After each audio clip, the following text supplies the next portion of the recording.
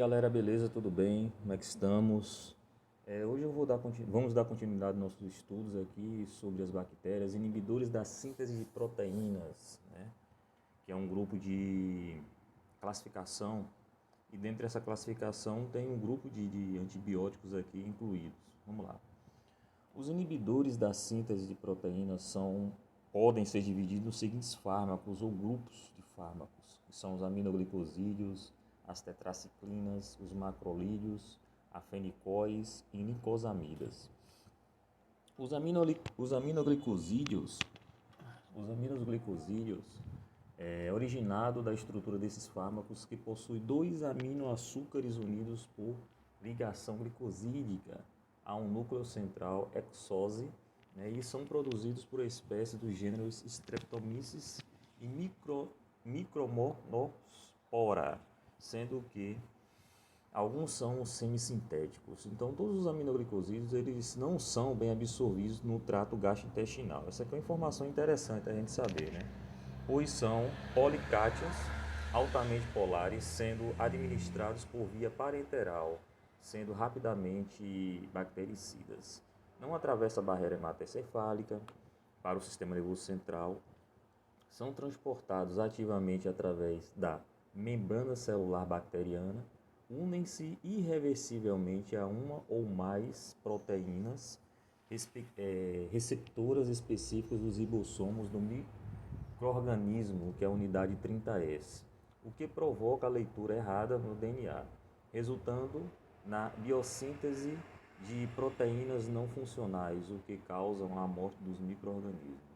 Como são bactericidas, embora a maioria dos demais antibióticos que interferem na síntese de proteínas sejam predominantemente bacteriostáticos, né?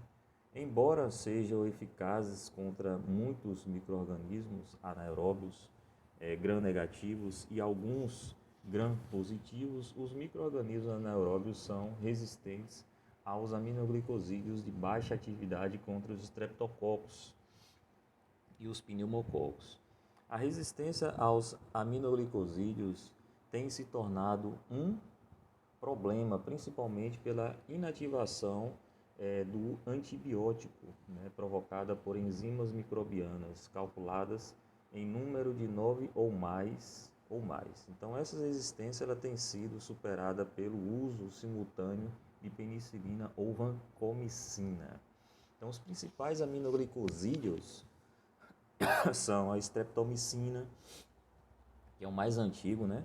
A gentamicina, que é a garamicina, a micacina, que é o novamin, a tobramicina, que é o tobrex, netilmicina, a neomicina, streptomicina, que é o trobicina. Então, a streptomicina, essa daqui, que é a última que nós falamos aqui agora, que no passado foi um importante antibiótico, atualmente tem sido pouco utilizada, pois existem aminoglicosídeos mais eficazes contra outros micro-organismos, inclusive vem sendo substituído no tratamento da tuberculose por tuberculostáticos mais eficazes. Já a gentamicina ela é mais comumente utilizada, a micacina é a que possui mais amplos dos espectros antibacterianos, né? A gentamicina ela tem uma ação mais ampla aos micro-organismos. E assim como a netilmicina tem sido eficaz em infecções resistentes, a gentamicina e a tobramicina. A neomicina ela é muito tóxica, né? Não devendo ser administrada por via parenteral. Já a neomicina ela não é significativamente absorvida no trato gastrointestinal.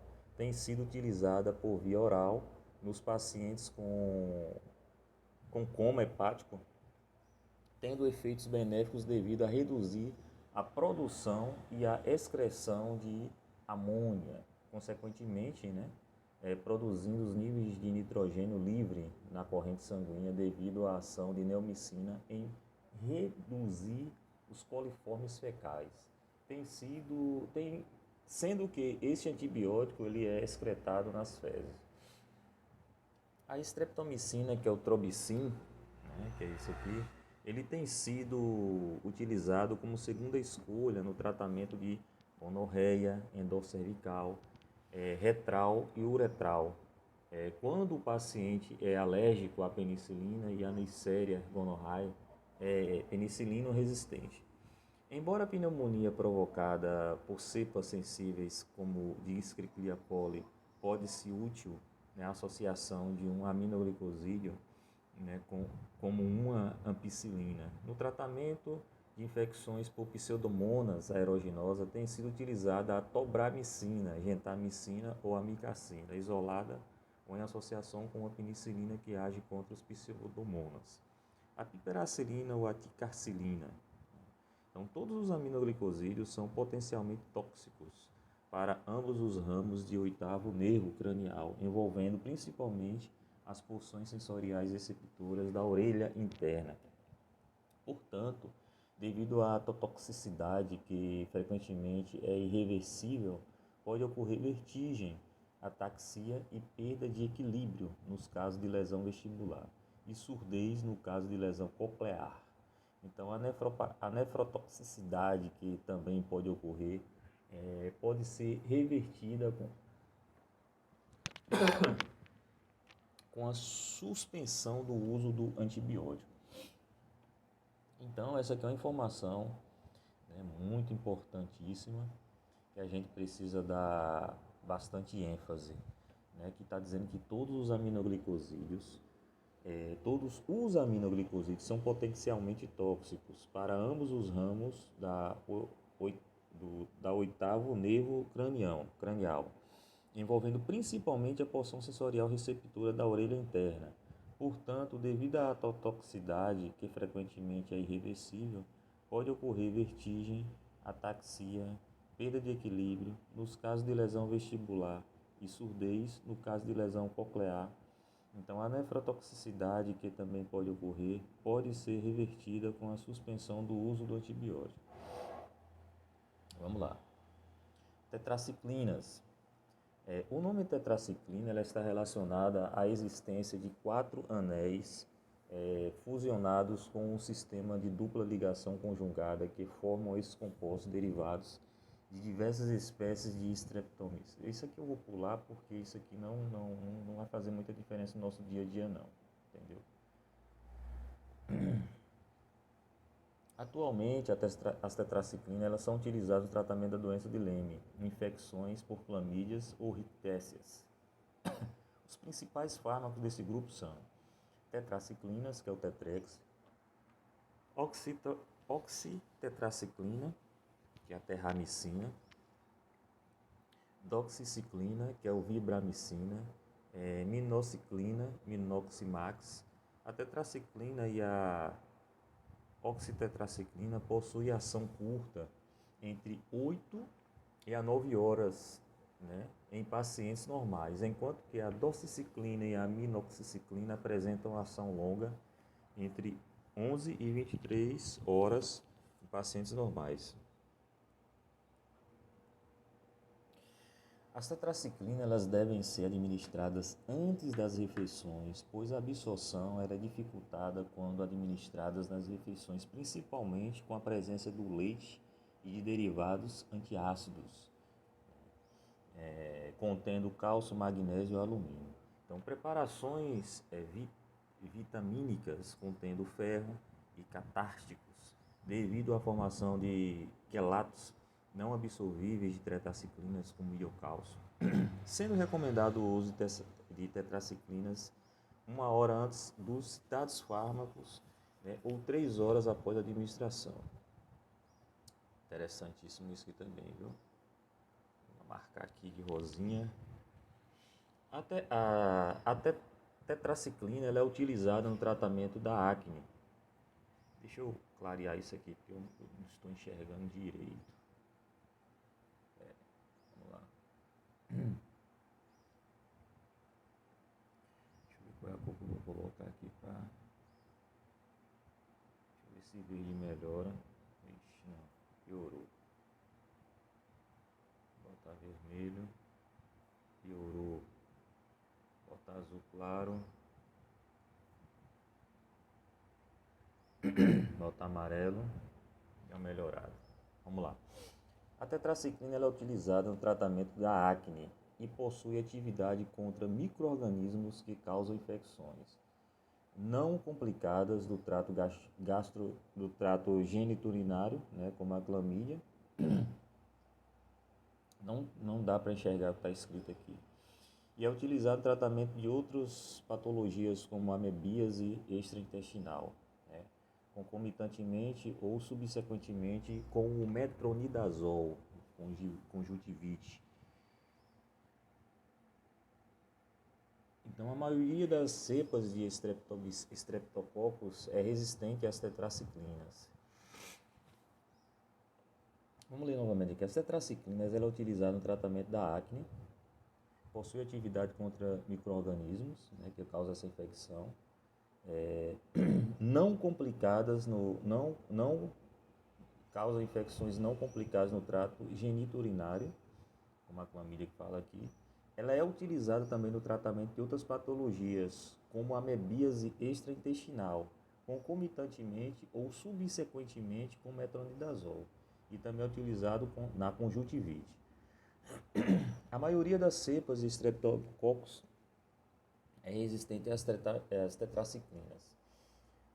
A minociclina ela é útil na erradicação de meningocóccicos, Neisseria, em portadores, pois aparece na saliva e na lágrima. Além de penetrar no cérebro, pode alcançar níveis mais elevados do que as demais tetraciclinas, que é a minociclina, que a gente está conversando, né? Entretanto, não é eficaz em infecções do sistema nervoso central. A toxicidade vestibular da minociclina limita o seu uso devido se encontrar na endolinfa do ouvido interno e afetar a sua função, provocando tonturas, náuseas e vômitos. A maioria das tetraciclinas elas passam para a urina por filtração glomerular, com excreção de doxiciclina, que aqui é o metabolismo. É a única desta que pode ser utilizada no tratamento de infecções em pacientes com comprometimento renal, pois o seu metabólito ele é eliminado preferencialmente pelas fezes após ser secretado pela bile.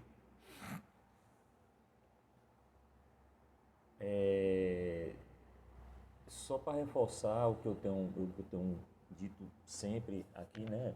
Esse canal ele tem como propósito trazer o hábito de leitura através de livros, de apostilas, artigos científicos. Então essa apostila aqui, ela me ajudou bastante no início, quando eu comecei a trabalhar em farmácia comunitária. Né? E farmácia comunitária você está sozinho, você é um profissional da saúde, então você precisa ter informações do dia a dia. Né? E muitas vezes para você resgatar essas informações, você precisa ler livros e mais livros e acaba tomando tempo. Então, essa apostila, ela me ajudou muito, muito, muito. Por isso que eu estou fazendo questão de estar passando, né, de estar lendo ela na íntegra, porque se ela me ajudou, obviamente vai ajudar outras pessoas. Por que, Paulo, você lê dessa forma? Porque, como eu falei, na época eu seguia um professor, né, que eu já citei o nome dele aí, professor de farmacologia, e eu ligava no meu carro o YouTube e eu ia ouvindo. Então aqui eu aprendi bastante através da forma audível, né? Somente ouvindo ele explicando. Na verdade, eu nem pegava a parte de imagens, pegava mais a parte do áudio. Então, com certeza, tem pessoas que têm tem esse propósito, né, de ouvir.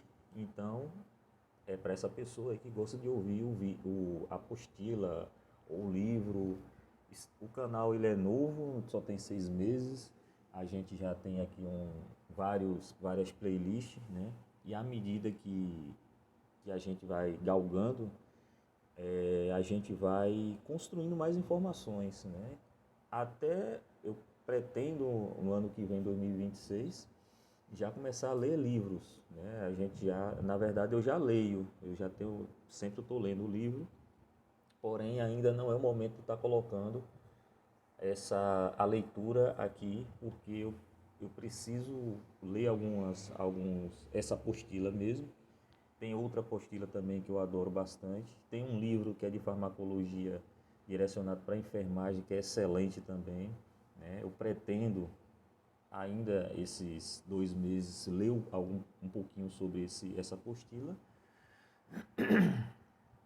e vamos que vamos.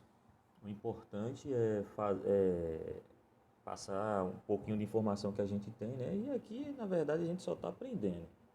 Ninguém é melhor do que ninguém aqui. A gente está aprendendo e o objetivo é esse. Vamos lá. As tetraciclinas, o termo que eu estou aqui, as tetraciclinas, elas não devem ser administradas por via intramuscular, porque provoca muita dor. Deixa eu lembrar de uma coisa aqui. Recentemente né, estes 3, setembro, outubro, novembro, graças a Deus, né, a gente vai fazendo um trabalho forte na farmácia comunitária, na farmácia onde eu trabalho, junto com meu colega também que é farmacêutico. E eu recebi assim, poxa, é muito gratificante. Normalmente a gente só vê o médico, né, recebendo presente, recebendo elogios, a devolutiva da pessoa que vem agradecer pelo medicamento que você fez a indicação. Mais um dos motivos que me leva a estar estudando, a estar ajudando, né, os colegas a ter esse hábito. Chegar um paciente com problema de saúde, principalmente são doenças crônicas, que é hipertensão, diabetes, dislipidemia. Então, isso ainda gera, né, muita dúvida na cabeça das pessoas. E o mais simples que é para a gente, que é a questão dos genéricos, éticos e os similares, né, os oficinais, isso também gera uma confusão. As pessoas acham que o genérico e o similar não presta. Então a gente precisa, de fato, estar fortalecendo isso. E alguns estudantes me perguntaram, pô, Paulo, mas por que a maioria das farmácias elas não agem dessa forma, elas não trabalham assim? O farmacêutico ele não tem essa não é nem proatividade, eu posso falar, porque a proatividade ela vem da pessoa. É só que o estabelecimento ela não tem o perfil, né? Aquele estabelecimento, principalmente as redes grandes, trabalham assim, não tem o perfil do farmacêutico, está ali de fato no balcão, tirando dúvidas e passando informação, dúvidas precisa para aquele paciente. É só vender, vende o medicamento, vende o produto e o cliente vai embora, né? E muitas vezes ele se vira, procura informação de alguém que trabalha na área da saúde, de um familiar. Mas infelizmente é assim, não é culpa do farmacêutico, é culpa da instituição, no caso dessas redes grandes que não tem esse perfil, né? Mas isso precisa ser mudado e depende de você, farmacêutico. Você estudou, então você tem que colocar em prática tudo que você aprendeu. Vamos lá. As tetraciclinas elas não devem ser administradas por via intramuscular porque provoca muita dor.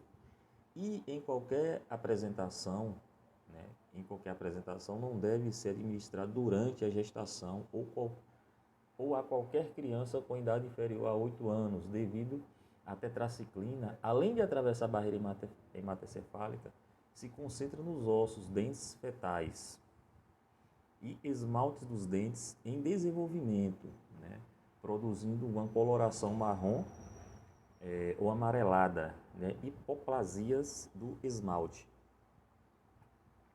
Tá vendo aí? É uma informação muito importante quando você receber quando você receber uma receita com esse tipo de medicamento.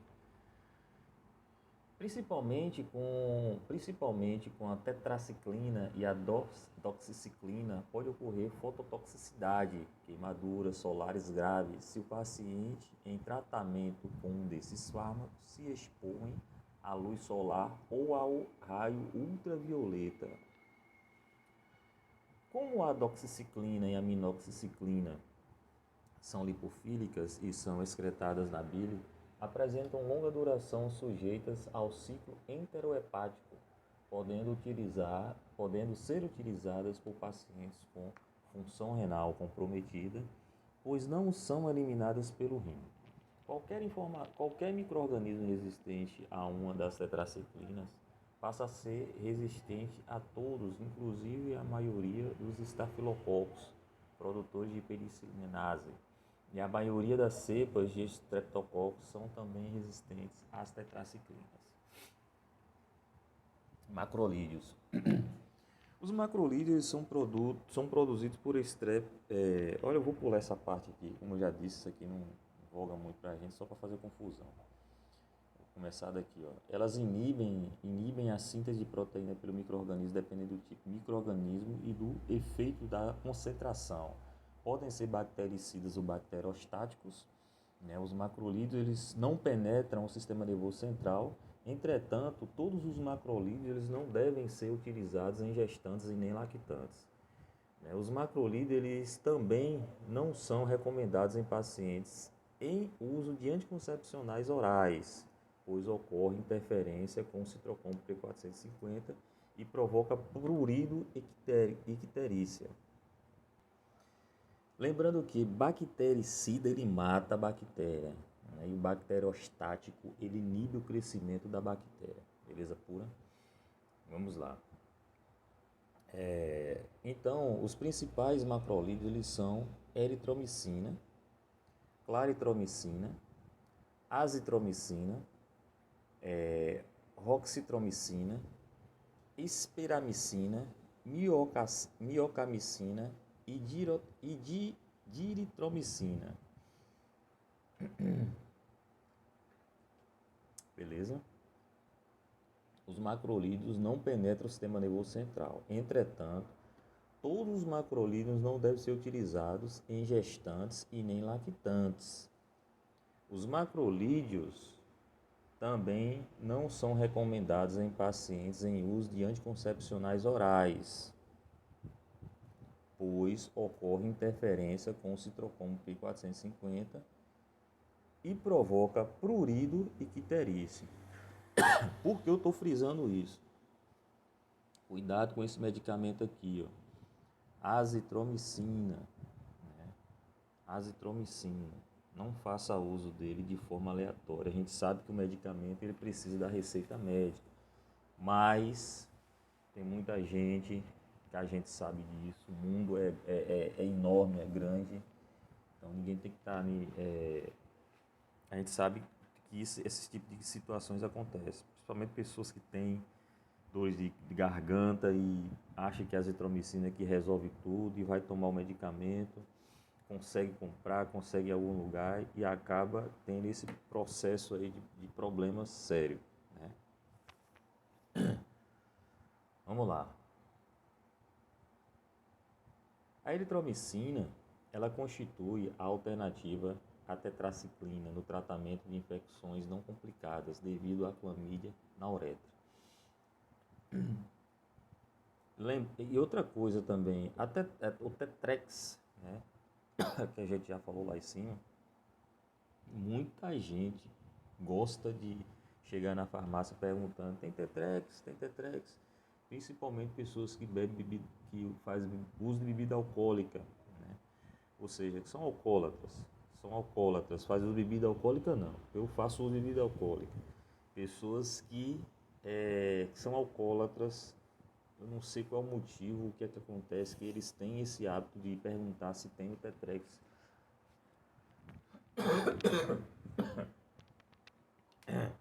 Já fica essa visão aí também. Complicadas clamídia, né, endocérvix, do reto epidídimo. Então, inclusive na gravidez, avaliando os riscos e benefícios das infecções urogenitais provocadas por esses micro-organismos. A eritromicina ela pode ser um fármaco de escolha. Não usar as tetraciclinas, nem as sulfonamidas devido às complicações. Assim como na pneumonia típica provocada por micoplasmas. Então, deve-se lembrar que a maioria das cepas de streptococcus que ocorrem em hospitais são resistentes a esses fármacos. Existem formas comercializadas, né, mais adequadas, pois, sendo a eritromicina destruída pelo ácido gástrico para administração oral, é importante com a apresentação de comprimidos revestidos para absorção entérica ou em formas esterificadas, e os alimentos interferem na absorção de eritromicina. O desconforto gástrico é o efeito adverso mais frequente, levando à suspensão do tratamento. A eritromicina, olha só, o desconforto gástrico é o efeito adverso mais frequente, levando à suspensão do tratamento. A eritromicina ela pode estimular os receptores de motilina no intestino o que pode provocar náuseas, levando à recusa do paciente pela continuidade de tratamento com esses antibióticos. Entendeu? Aí já está a resposta, não, já está o porquê que as pessoas sentem, né, náusea quando usa, o desconforto gástrico quando usa o medicamento, a eritromicina.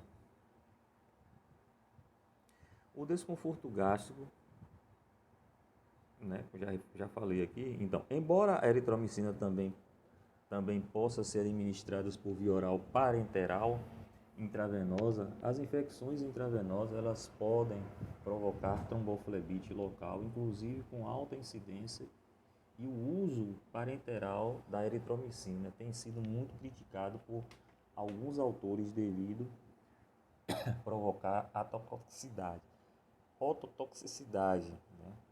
Toxicidade no ouvido.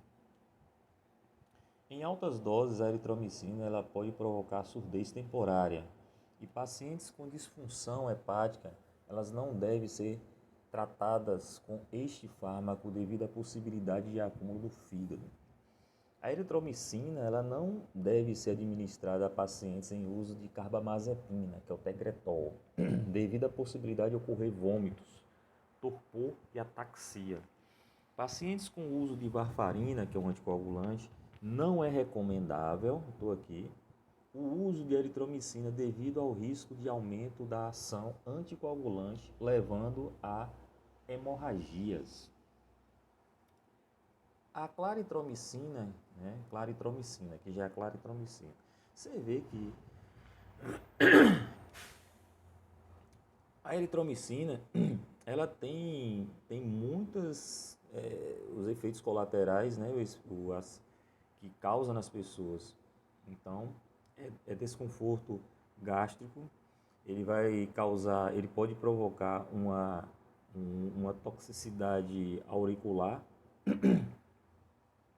pode provocar surdez temporária, né?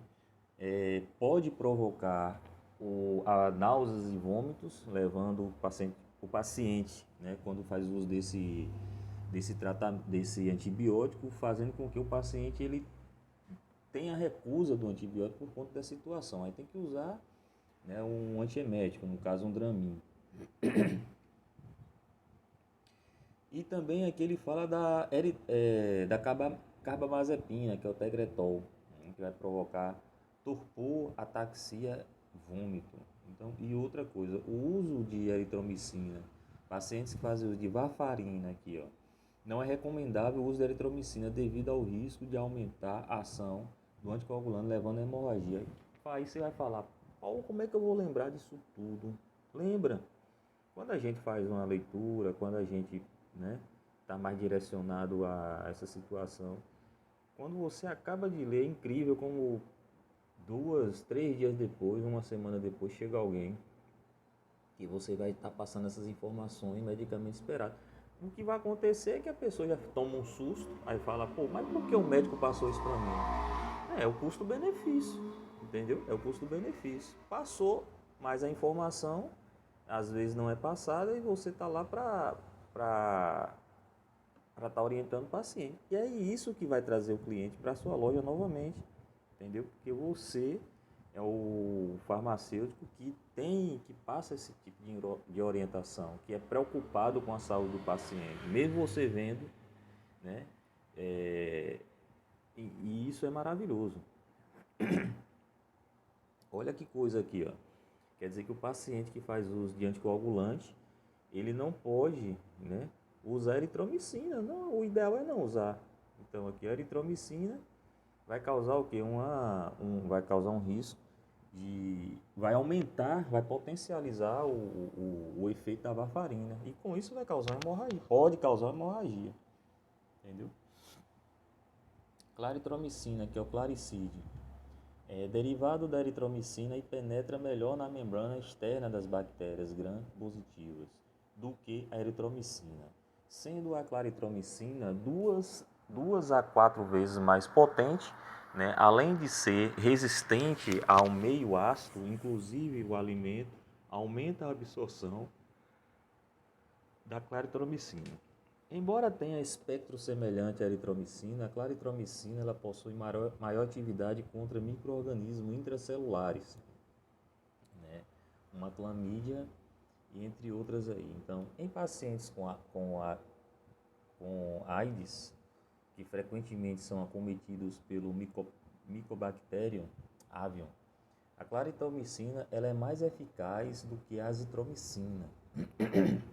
A claritromicina ela é administrada unicamente por via oral, né? E seus efeitos adversos consistem em cefaleia, dispepsia, náusea, dor abdominal, paladar anormal, podendo provocar em pacientes sensíveis a erupção cutânea, trombocitopenia e hepatite. Que coisa, viu, velho? Vamos que vamos. Em pacientes com função renal comprometida, a dose ela deve ser ajustada, pois a claritromicina ela é eliminada por via renal e hepática. A eritromicina e a azitromicina são primariamente concentradas e eliminadas em forma ativa na bile. Alguns autores, né, contraindicam o uso da eritromicina e das tetraciclinas em pacientes com disfunção hepática devido a esses antibióticos, né, se concentrarem no fígado. A azitromicina, obtida por semissíntese,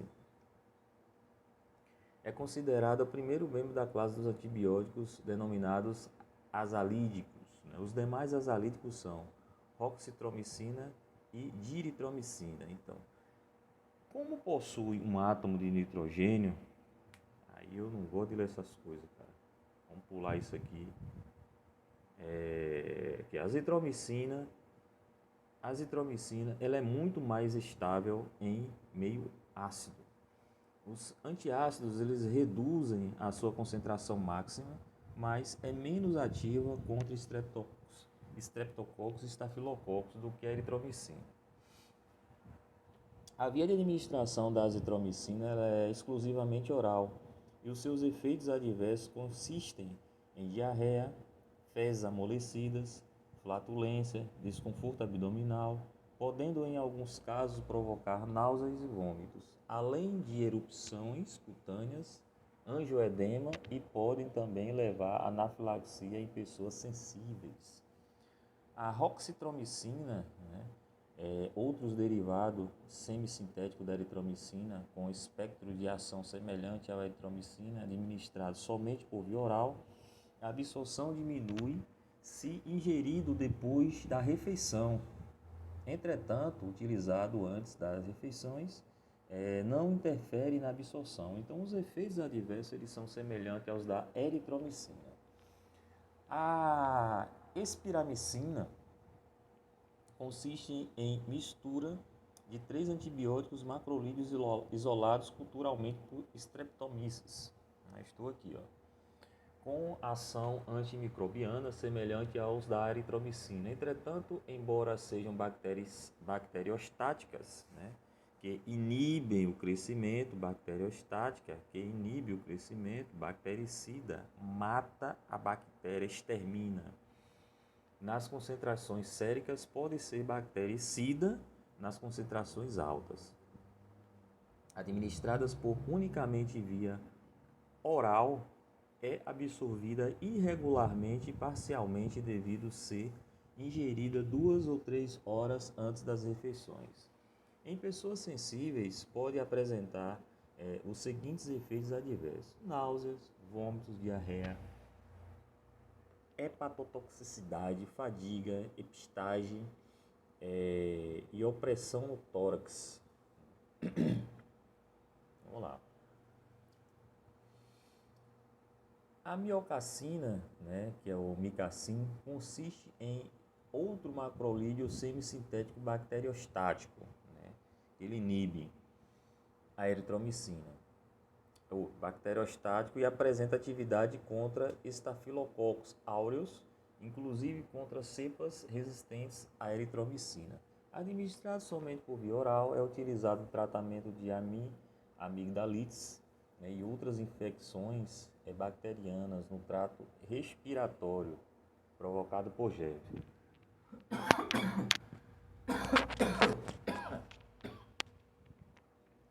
Vamos lá, tô tossindo aqui pra caramba.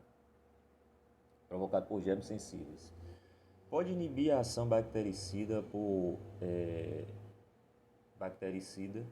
de penicilinas e cefalosporinas, e também antagoniza os efeitos dos lincosamidas. Os efeitos adversos da miocacina consistem em náuseas, vômitos, diarreias, desconforto abdominal, podendo provocar em pacientes sensíveis exântemas, prurido. Deixa eu voltar aqui, estou falando muito rápido.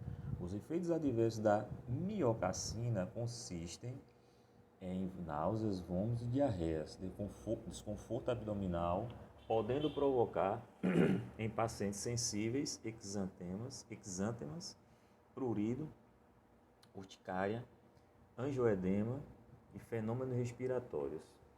Já a diritromicina,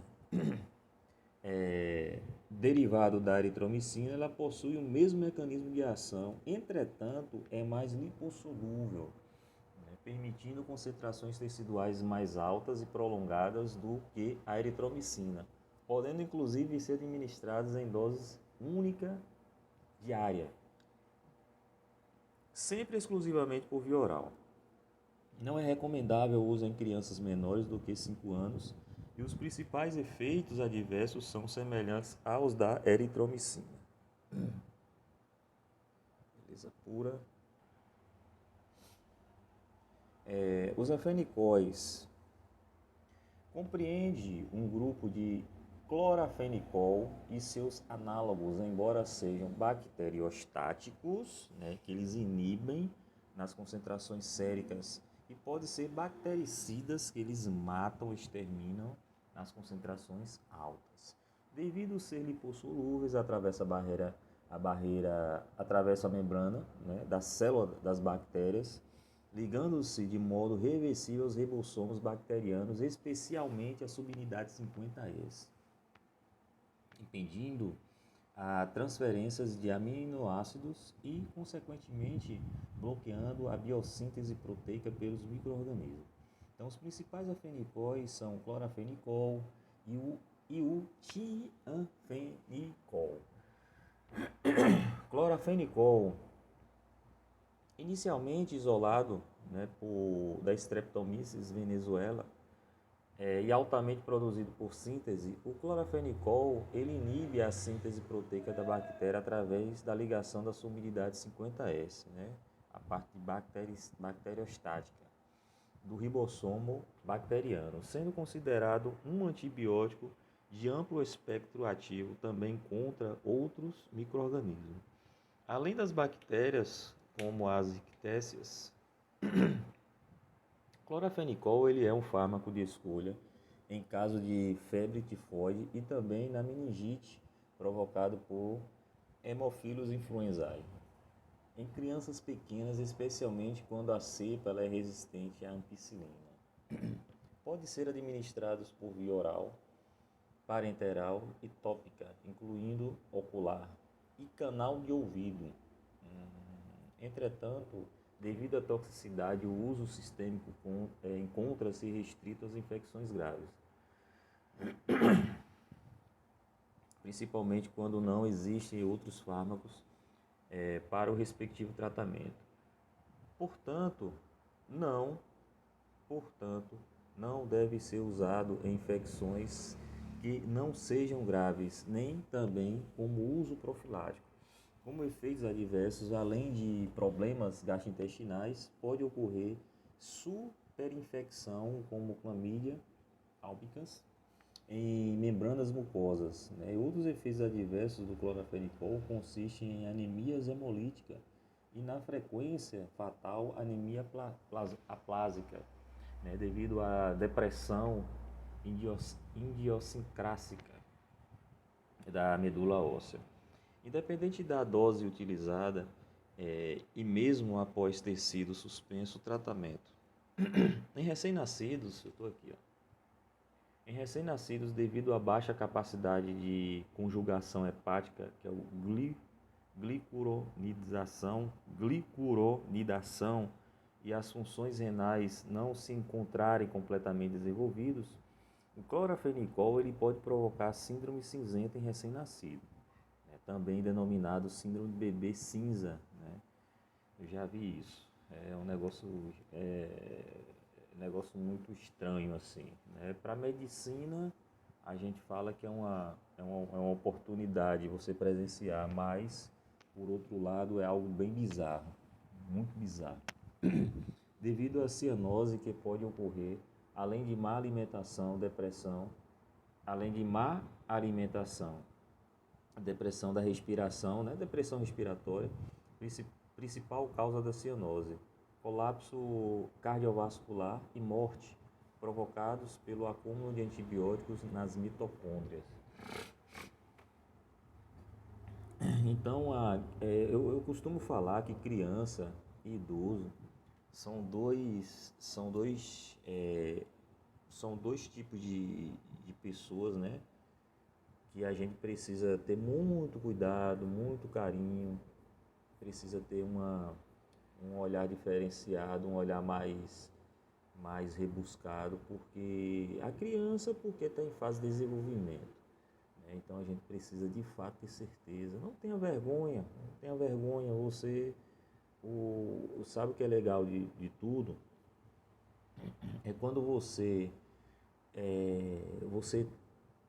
tem posse da informação e através dessas informações você vai ajudar o próximo, sabe?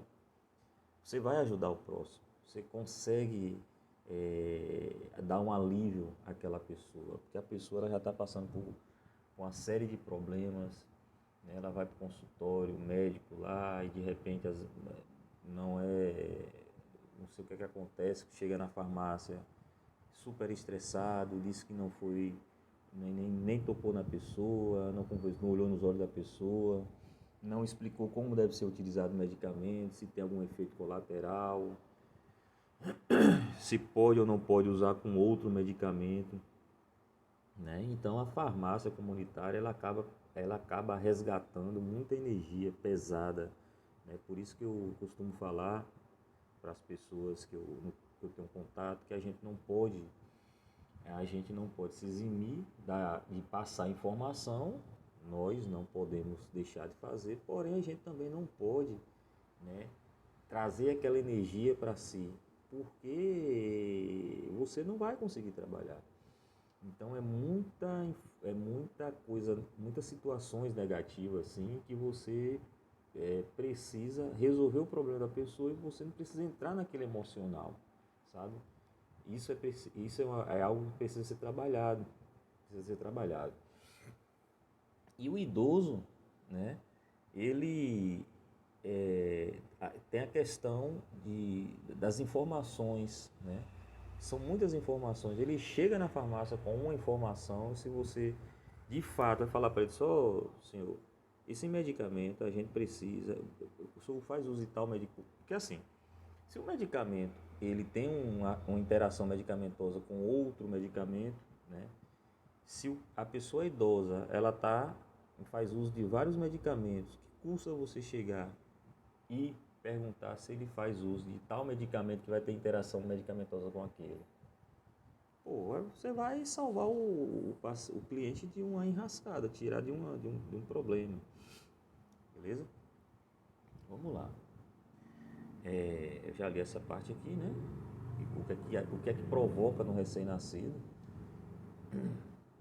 Deve ser evitado o uso por gestantes lactantes, porque o clorafenicol atravessa a placenta e é excretado pelo leite materno.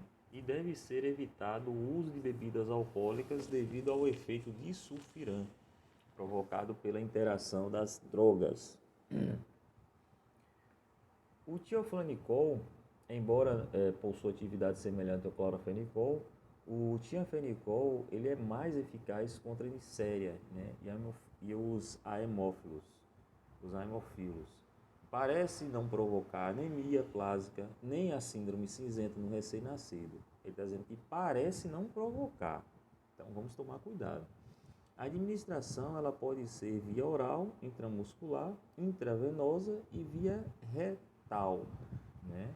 Supositórios devendo a dose ser reduzida em pacientes com insuficiência renal. Então os demais efeitos adversos são semelhantes aos do clorafenicol. Vamos lá, já está acabando. Se eu não me engano só tem esse aqui. Vamos lá. Só tem esse aqui, ó, que é essa outra classe, que é o lincosamidas. As lincosamidas são antibióticos derivados do aminoácido propilhidrínico. E em suas estruturas contém uma função básica, que é o nitrogênio pirrolídico, pela qual formam facilmente sais hidrossolúveis. São considerados bacteriostáticos. Eles inibem. Entretanto, quando usados contra micro-organismos muito sensíveis ou em altas doses, podem ser bactericidas, que eles matam, exterminam a bactéria. Possuem mecanismo de ação semelhante ao observado para os macrolídeos e os clorafenicol, inibindo a síntese proteica pelos micro-organismos. As licosamidas são ativas contra a maioria das bactérias gram-positivas e diversas gram-negativas anaeróbias. Não devem ser usadas por agentes e lactantes. O efeito adverso mais grave das licosamidas é a colite pseudomembranosa, causado pela toxina necrosante secretada por cepas de Clostridium. Ocorre principalmente em mulheres de meia idade idosas, então muitas vezes após a intervenção cirúrgica. A colite pseudomembranosa ela também pode ser provocada por ampicilina e cefalosporinas e é tratada com a vancomicina. Atualmente, as lincosamidas elas devem ser somente utilizadas para infecções graves em que os antimicrobianos menos tóxicos não são apropriados. As principais lincosamidas são lincomicina e as clindamicina. A lincomicina, né, ela é obtida... Aqui, ó, isso aqui eu não gosto de ler, cara. Vou pular isso aqui. Vamos lá. As clindamicina... sensível, estafilococcus, streptococcus, pneumococcus tem sido considerado uma droga obsoleta, embora em casos de então vamos pular, já que é obsoleto. Já a clindamicina, que é o dalacin, derivado da lincomicina, ela é considerado um fármaco antibacteriano, né, e antiprotozoário, administrados por via oral, parenteral e em creme vaginal, né, que é a clindamicina. Ativo contra a maioria das bactérias gram-positivas e diversas gram-negativas anaeróbias, incluindo a toxoplasmose do sistema nervoso central. Então é isso aí, galera. Vamos ficando por aqui. Para quem não me conhece, meu nome é Paulo Estevão, sou farmacêutico, né? Estamos aqui com essa rotina de estudos e a gente vai concluir nessa parte de antibióticos.